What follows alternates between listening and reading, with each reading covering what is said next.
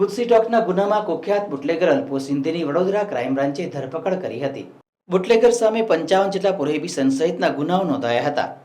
હરિયાણાથી બાતમીના આધારે પીજીમાં રહેતા અલ્પુ સિંધીની ધરપકડ કરાઈ હતી। પોલીસને છેલ્લા 3 મહિનાથી હાથતાળી આપતો હતો। ટેકનિકલ અને હ્યુમન રિસોર્સિસની મદદથી તેને ઝડપી પાડવામાં આવ્યો છે।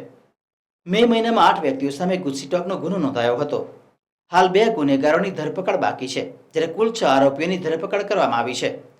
મધ્ય ગુજરાતમાં લીકર કિંગ તરીકે પ્રખ્યાત હોવાની પણ ચર્ચાઓ લોકમુખી થઈ રહી છે। વડોદરા શહેરના પોલીસ કમિશનર શ્રી નરસિંહ કુમાર સાહેબ વડોદરા શહેરમાં શરીર સંબંધી અને પ્રોહિબિશન દારૂ સપ્લાય કરતી ગેંગો ઉપર ગુજસી ટોકના ગુના હેઠળ સકંજો નીકળી દીધો। એના અનુસંધાને એક આ ભારસિયા પોલીસ સ્ટેશન હદમાં રહેતો લિસ્ટેડ બુટલેગર અલ્પુ સિંધી પોતાના સાગરીતો મારફતે વિપુલ માત્રામાં વડોદરા શહેરની અંદર અને તેના આજુબાજુના વિસ્તારોની અંદર દારૂનું સપ્લાય કરતો હતો। આ અનુસંધાને ભારસિયા પોલીસ સ્ટેશનની અંદર મે 2025ની અંદર ગુજસી ટોકનો 8 આરોપીઓ વિરુદ્ધ ગુજસી ટોકનો ગુનો નોંધાયો। આ ગુનાની તપાસ એફ ડિવિઝન પ્રણવ કટારિયા સાહેબ કરી રહ્યા છે। જે તે વખતે 5 આરોપીઓની ધરપકડ કરેલી અને આ 5 આરોપીઓ હાલ જ્યુડિશિયલ કસ્ટડી જેલમાં છે। આ ગુનાનો મુખ્ય આરોપી અલ્પુ સિંધી પોલીસ પકડથી દૂર હતો। જે તે વખતે અમે જુદી જુદી શહેરો અને જિલ્લા બહાર તેમજ રાજ્ય બહાર ક્રાઇમ બ્રાન્ચની ટીમો રવાના કરેલી અને અમે ખૂબ પ્રયત્નો કરેલો અને પ્રયત્નના ભાગરૂપે અમને એક ચોક્કસ બાતમી મળેલી કે હરિયાણાની અંદર ગુડગાંવની અંદર એક ચોક્કસ જગ્યાએ પીજીની અંદર રહે છે। એ બાતમીને હ્યુમન રિસોર્સથી અને ટેકનિકલ રિસોર્સથી એને ચોક્કસ જગ્યા પ્રસ્થાપિત થયેલી અને ગઈકાલે રાત્રે અમને એ આરોપી હરિયાણા મુકામેથી મળી આવેલો અને એને આજરોજ હાલ વડોદરા શહેર લાવવામાં આવેલો છે। આ આરોપી આ અગાઉ વાસદ જિલ્લા આણંદ ખાતે એસએમસીની જે પ્રોહિબિશનની મોટી રેડ કે જેમાં 30 લાખ જેટલો દારૂ સપ્લાયમાં એ વોન્ટેડ હતો। એ સિવાય ફતેગંજની અંદર ફતેગંજ બ્રિજ ખાતે જે હેરી સિંધી છે એ પણ લિસ્ટેડ બુટલેગર છે। એ બુટલેગર સાથે પણ ફતેગંજ બ્રિજ ઉપર એપ્રિલ 2025ના એને મારામારી કરેલી 307 જેવો ગંભીર ગુનામાં પણ એ વોન્ટેડ હતો। એકંદરે હાલ એના વિરુદ્ધમાં 52 જેટલા ગુના નોંધાયેલા છે, જે મહદઅંશે પ્રોહિબિશન ધારા હેઠળના તેમજ 307 ખૂનની કોશિશ, મારામારી, ખંડણી જેવા ગંભીર ગુનાઓમાં એ સંડોવાયેલો છે।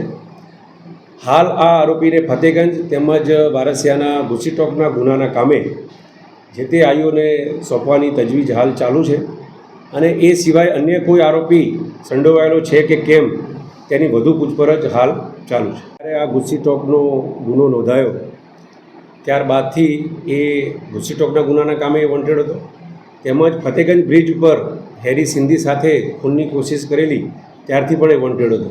તો જે તે વખતે જ વડોદરા શહેરની જુદી જુદી ટીમો આ આરોપીને પકડવા માટે કાર્યરત હતી, કેમ કે એનો ગુનાહિત રેકોર્ડ પ્રોહિબિશન ધારા હેઠળ ને હરિયાણા ખાતેથી એનું દારૂની લાઇન સાથેનું કનેક્શન ભૂતકાળમાં પ્રસ્થાપિત થયેલ છે।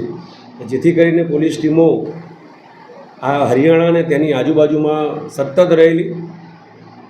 આ પ્રયત્નોના ભાગરૂપે અમે એને પકડવામાં સફળ રહ્યા છે। ઘણી બધી એફર્ટ્સ પોલીસને આમાં કરવી પડી છે, હ્યુમન રિસોર્સિસ તેમજ ટેકનિકલ રિસોર્સિસ। ઘણીવાર પોલીસ પ્રયત્નો કરતી હોય છે અને એ પકડથી દૂર જતો હોય છે, પણ તેમ છતાં અંતે અમે સફળ થયા છીએ અને એને આ હરિયાણા મુકામેથી એને પકડવામાં સફળ થયા છે। ટોટલ એના વિરુદ્ધમાં 2012થી એનો પ્રથમ ગુનો હતો, ત્યારબાદથી હાલ સુધીના એના 52 જેટલા ગુના રજીસ્ટર થયેલા છે, જે મહદઅંશે વડોદરા શહેરના છે અને એની આજુબાજુના જિલ્લાઓના છે। આ ગેંગ મહદઅંશે દારૂ હરિયાણા મુકામેથી લાવી અને આપણા વડોદરા શહેરમાં અને આજુબાજુના વિસ્તારની અંદર આણંદ તેમજ બીજા જિલ્લાઓની અંદર દારૂ સપ્લાય કરતી હતી અને એમાં એ જુદા જુદા સાગરીતોનો ઉપયોગ કરતા હતા. આ સાગરીતોનો અમે રેકોર્ડ જોયો અને એમાં કુલ 8 આરોપીઓ જે આ દારૂ સાથે સીધા સંકળાયેલા છે અને એ 8 આરોપીઓ વિરુદ્ધ ગુસ્સીટોકનો ગુનો મે 2025ની અંદર આપણે વારસિયા પોલીસ સ્ટેશનમાં નોંધ્યો છે. ને પૈકીનો આ 6થો આરોપી છે કે જેને આપણે આજરોજ ધરપકડ કરવા જઈએ. હાલ હજુ 2 આરોપીઓની ધરપકડ બાકી છે કે જેમાં 6 થઈ ગયા છે. જે બાકી છે એમાં ધર્મેશ સચદેવ છે અને એક બીજો મોહિત મનવાણી કરીને છે. એ બેની ધરપકડને પ્રયત્નો ચાલુ છે. એ રૂટીન પ્રોસેસ છે, કારણ કે અમે એને પકડવા માટે અમારા પણ વેશ પલટોથી માંડીને અમારી ઓળખ છુપાવવાથી માંડીને જુદા જુદા પ્રયત્નો અમે કરતા જોઈએ છીએ અને કરેલા છે. હા, એ બિલકુલ સાચી વાત છે. એમણે આર્થિક લાભ મેળવેલો જ છે અને આર્થિક લાભની આખી તપાસ જે છે એ F ડિવિઝન ગુસ્સીટોકના આઈઓ કરી રહેલ છે અને એમને એ બાબતે પુરાવા પણ મળ્યા છે.